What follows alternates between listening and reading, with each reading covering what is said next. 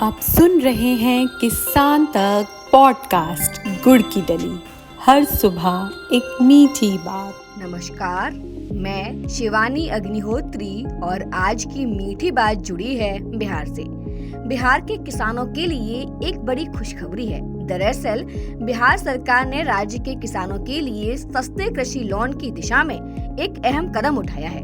किसानों को कम ब्याज दर पर लोन दिलाने के उद्देश्य से कृषि विभाग और नाबार्ड के बीच 1% अतिरिक्त ब्याज सब्सिडी योजना को लेकर समझौता ज्ञापन पर हस्ताक्षर किए गए हैं। ये समझौता वित्तीय साल 2025 और 26 के लिए प्रभावी रहेगा।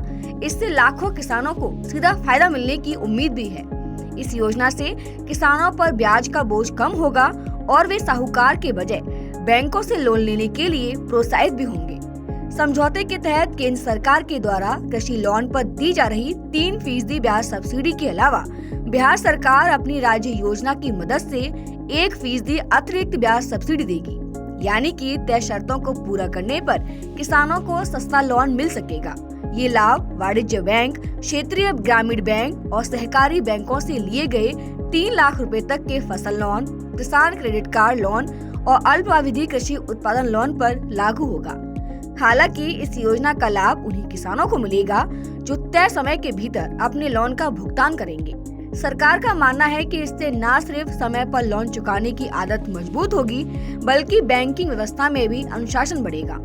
सस्ता लोन मिलने से किसान बेहतर बीज, खाद, कीटनाशक, सिंचाई और अन्य कृषि इनपुट में निवेश कर सकेंगे। इससे न केवल उत्पादन बढ़ेगा, बल्कि खेती की उत्पादकता को किसानों की आय में भी सुधार लाने की उम्मीद भी होगी। यह योजना कृषि क्षेत्र में निवेश को बढ़ावा देने के साथ ग्रामीण अर्थव्यवस्था को मजबूत करने की दिशा में एक अहम कदम माना जा रहा है। खेती किसानी से जुड़ी ऐसी ही अच्छी और राहत भरी खबरों के लिए सुनते रहिए हमारा ये खास पॉडकास्ट गुड़ की डली।